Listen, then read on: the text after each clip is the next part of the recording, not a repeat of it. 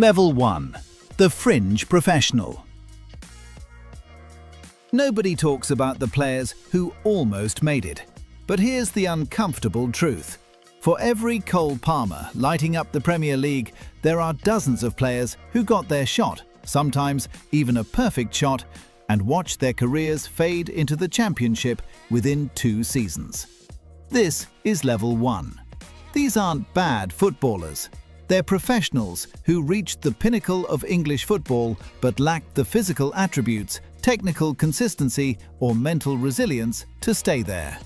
They're emergency signings, late window gambles, or youth prospects thrown in before they're ready. They flash brilliance once, maybe twice, then disappear. Federico Macheda is the textbook example. April 5, 2009. A 17-year-old who'd never trained with Manchester United's first team scores a 93rd minute winner against Aston Villa to save their title race. Old Trafford erupts. Martin Tyler screams his name. The kind of moment careers are built on. But here's what they don't tell you. That was his peak. At 17, in his first professional game. Macheda later admitted he didn't work hard enough to match that standard. 6 loan spells followed. By 2014, he was released without ever establishing himself. Today, he plays in the Greek second division. One perfect moment, then nothing. Danny Drinkwater proves that even winning the Premier League doesn't guarantee you belong there.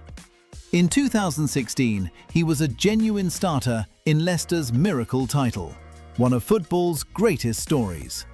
Chelsea paid £35 million the following year. He made 23 appearances across 5 seasons. Loans to Burnley, Aston Villa, and Kasim Pasha went nowhere. A title winner who simply couldn't replicate it anywhere else. The system that made him shine at Leicester didn't exist at Chelsea, and without it, he looked ordinary. Some Level 1 players have the physical tools but lack everything else. Adama Traoré remains the most fascinating case study. His athletic profile, sprint speed, acceleration, upper body power, represents elite-tier physical capital. But without corresponding cognitive development in decision-making under pressure, those physical assets depreciate rapidly. Jordan Ibe, £15 million move to Bournemouth, now without a club. Henri Lansbury, looked destined for Arsenal's midfield, never broke through. Mario Balotelli, 1 Premier League goal in an entire season at Liverpool, sold within a year. These players remind us of something football romantics don't like to admit. Talent alone guarantees nothing. Level 2. The Squad Filler. Every successful team needs them. The players who won't make headlines but will give you exactly what you expect, week after week. Level 2 is the backbone of mid-table football. Reliable professionals who understand their limitations and maximize their contributions within them. James Milner, in his later years, perfectly embodies this level. By the time he reached his mid-30s at Liverpool, Milner wasn't starting or scoring decisive goals. But Jurgen Klopp kept him around for years because his tactical discipline was impeccable. He could slot into left-back, central midfield, or even right wing, and deliver a 6.5 out of 10 performance. Never spectacular, never a liability. That consistency has enormous value. Fred at Manchester United represents a different kind of Level 2 player, one who probably arrived expecting to reach Level 4 or higher. United paid around £52 million for the Brazilian in 2018. He had the technical ability and the pedigree, but something never clicked at Old Trafford. He wasn't bad. He made over 200 appearances across all competitions, but he never became the midfield anchor United needed. His market value steadily declined. His performances were functional, not transformative. What separates Level 2 from Level 1 is durability. These players stick around for 5, 6, even 10 seasons. They understand how to preserve their careers with the limitations they have, managing training loads, adapting their games as athleticism fades, accepting reduced roles gracefully. Craig Dawson spent his prime years bouncing between West Ham, Watford, and Wolves, always contributing, never standing out. Neal Maupay has played for Brighton, Everton, and Brentford with remarkably similar output everywhere. 8 to 12 goals per season, useful link-up play, and a knack for winding up opposition defenders. His market value sits in the £10 to £15 million range, and that's exactly where it should be. Eric Lamela. Moments of magic, but never consistently elite. Ben Davies at Tottenham. Reliable deputy, never first choice. Lucas Digne. Solid investment, solid returns, nothing more. Level 2 players fill squads across the league. They're the reason promoted clubs survive and why big clubs rotate successfully in cup competitions. Underrated by fans, valued by managers, essential to football's ecosystem. Level 3, the Premier League starter. Now we reach the players who genuinely belong. Level 3 footballers don't just survive in the Premier League, they anchor teams. They're the kind of player who'd start comfortably for 12 to 14 clubs in the division. Not world beaters, not luxury signings, just reliable, week in, week out contributors who deliver 7 out of 10 performances with remarkable consistency. Pascal Gross spent years at Brighton doing exactly this. A German midfielder who arrived in 2017 for around £3 million and quietly became one of the league's most underrated creators. His assist numbers rivaled players at much bigger clubs. His set-piece delivery was exceptional. He understood Brighton's tactical system completely and executed it without ego. Joe Linton at Newcastle represents one of football's most remarkable transformations. He arrived in 2019 as a £40 million striker and looked completely lost, scoring just 6 Premier League goals across 2 seasons. The transfer looked like a disaster. Then, Eddie Howe converted him into a box-to-box midfielder, and suddenly everything clicked. His physical intensity, work rate, and ball-carrying ability made him one of Newcastle's most important players. He went from mocked flop to fan favourite by accepting a role nobody expected and maximising every attribute within it. Seamus Coleman has spent 15 years at Everton, captaining them through turbulent periods with quiet professionalism. His pace has faded, but his positioning and leadership haven't. Longevity built on understanding exactly what he can and can't do. The fascinating thing about Level 3 is that advancement is possible but not guaranteed. Nicky Butt won 6 Premier League titles at Manchester United without ever being considered world-class. That's not an insult. It's the definition of Level 3 excellence. He played 270 times for United across a decade, filling whatever midfield role Sir Alex Ferguson needed that week. When Roy Keane or Paul Scholes were injured or rested, Butt stepped in and delivered functional, disciplined performances. Ferguson trusted him in Champions League knockout matches, and that trust was never misplaced. The purest expression of Level 3 professionalism. Level 3 players are the ones coaches trust most. They're not match winners, but they're rarely match losers either. They train professionally. They don't cause dressing room problems. They perform their tactical duties precisely. For fans, they're often invisible. You notice when they're absent more than when they're present. And that, strangely, is the highest compliment you can pay them. Level 4. The high-impact Premier League star. This is where narratives start forming. Level 4 players don't just contribute, they drive performances. They're the best players at their clubs. Their absence fundamentally changes how their teams play.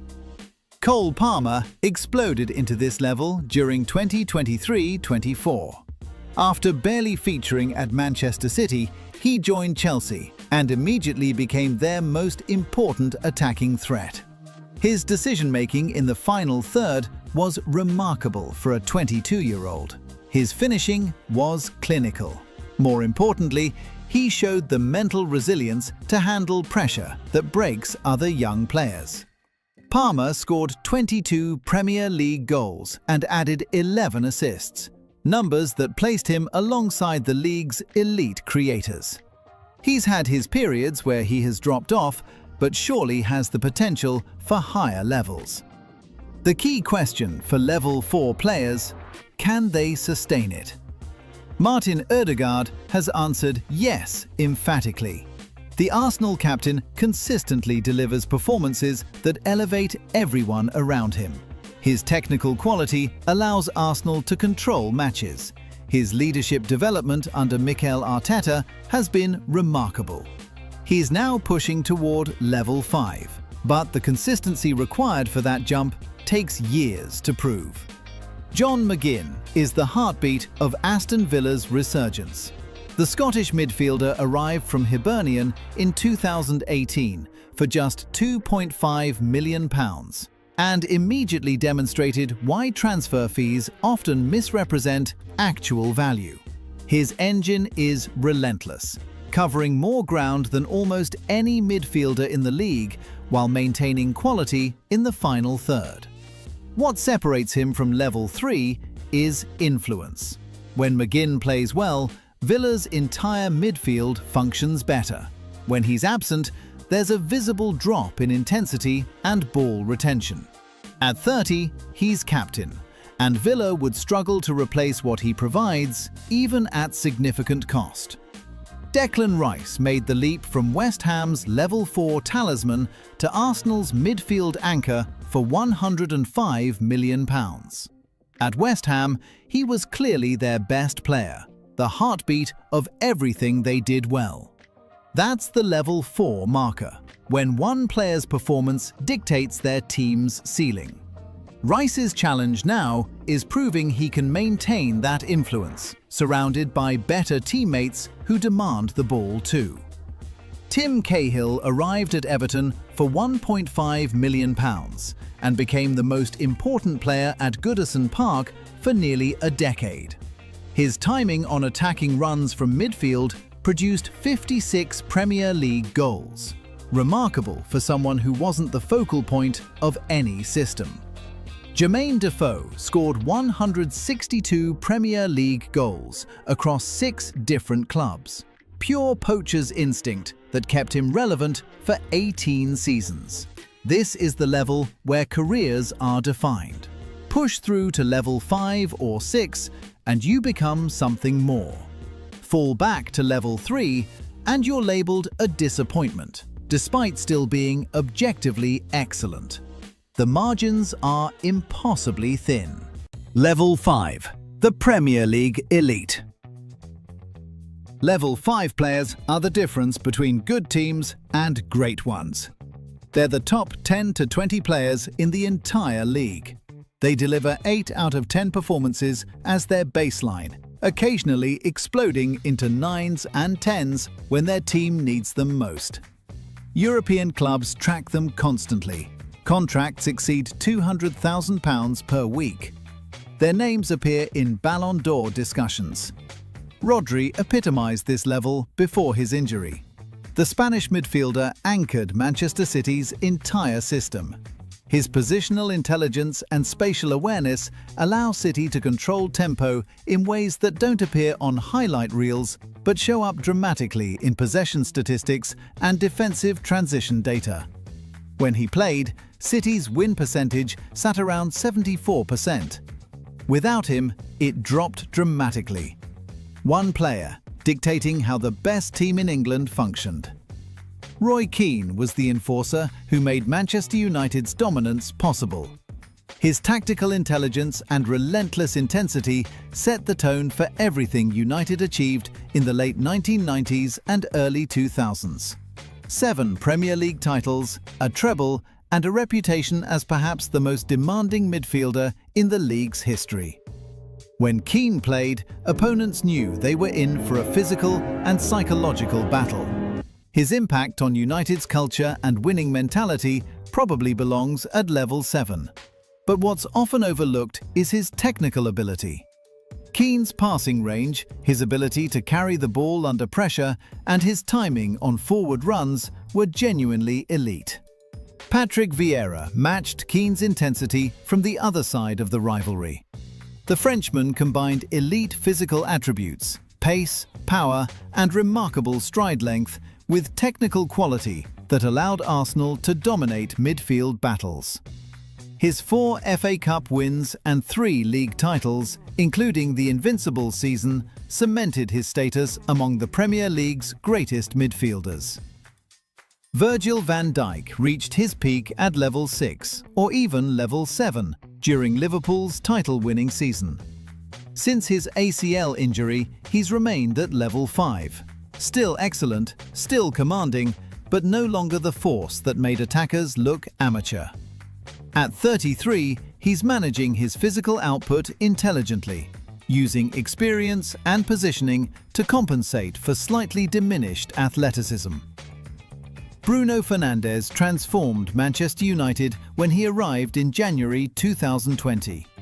Suddenly, United had a creator who could unlock defenses consistently. His goal contributions from midfield rival any player in Europe. The question with Bruno has always been consistency. He can disappear against the best opponents, but his overall output keeps him firmly in the elite bracket. Level 5 players carry responsibility differently. When things go wrong, they're expected to fix it. When their team needs leadership, they provide it. The mental pressure at this level is immense because expectations never drop. Level 6. The era-defining superstar. Now we're talking about players who don't just perform in the Premier League, they reshape it. Level 6 players dominate for multiple seasons. They change how opposing teams prepare tactically. They win major trophies and collect individual awards. When football historians discuss the 2020s, these are the names that define the era. Kevin De Bruyne spent a decade at Manchester City, establishing himself as perhaps the greatest playmaker in Premier League history. He arrived in 2015 and immediately transformed their attacking output. His passing range was extraordinary. He could switch play 60 yards with pinpoint accuracy, or thread a ball through impossible gaps in congested defenses. His assist record speaks for itself. 20 in a single season to match Thierry Henry's all-time mark. The best minutes per assist ratio in league history among players with 50-plus appearances. Injuries plagued his later years. 5 months out in 2023/24 with a hamstring problem. But De Bruyne's response demonstrated exactly why he belongs at level 6. In January 2024, he returned against Newcastle and immediately produced a goal and an assist in a 3-2 comeback win.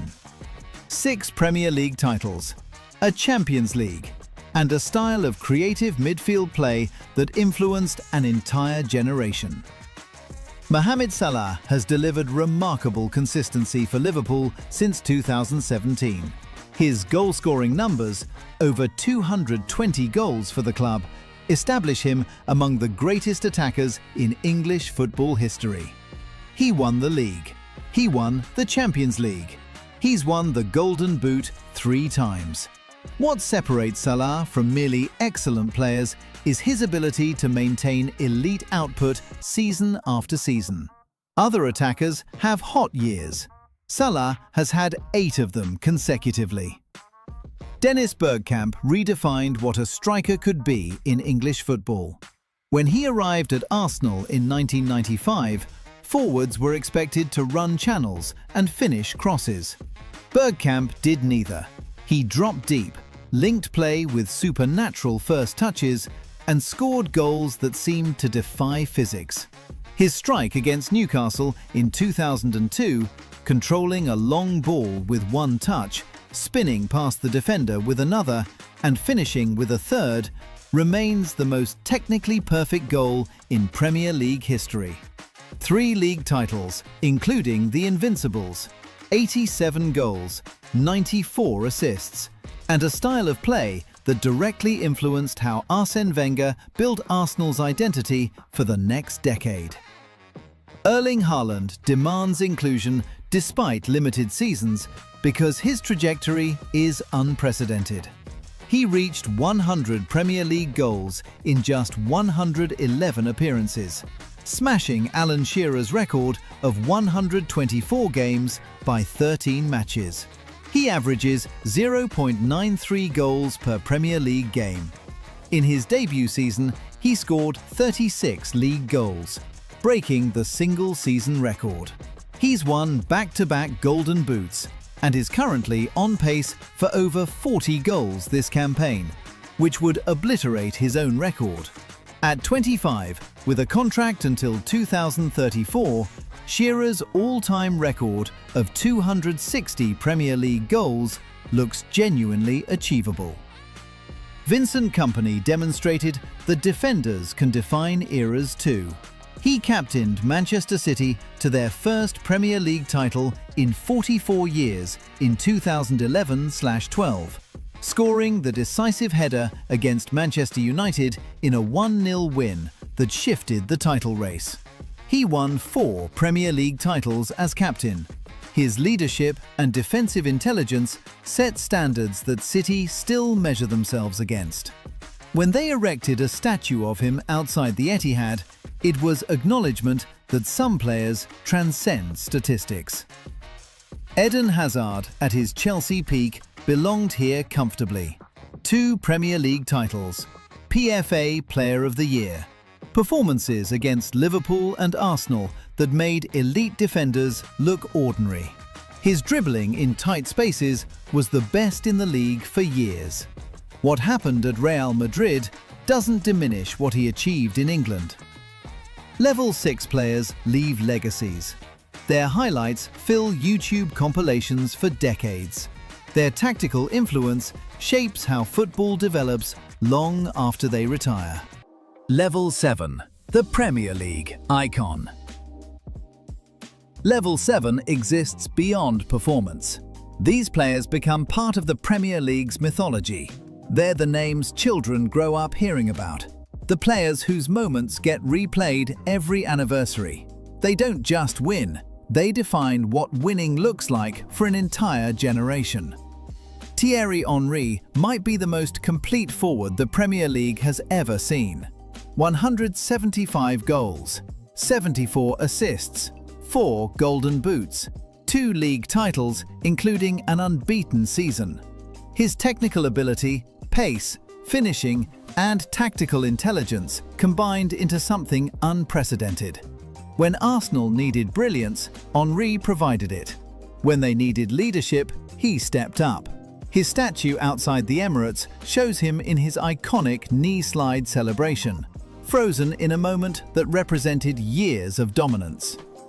Cristiano Ronaldo's first Manchester United spell established him as one of football's greatest ever players. He arrived as a raw teenager with tricks and ambition. He left as the Ballon d'Or winner, having scored 118 goals and lifted 3 consecutive Premier League titles. His development under Sir Alex Ferguson, from flashy winger to ruthless goalscorer, remains the blueprint for attacking evolution. He later returned older, still scoring, but that first era was what earned him legend status. Wayne Rooney combined longevity with explosive peak performances. 208 Premier League goals, second only to Alan Shearer. 5 league titles. A complete forward who could drop deep, press defenders, or score from anywhere. His overhead kick against Manchester City might be the greatest goal in derby history.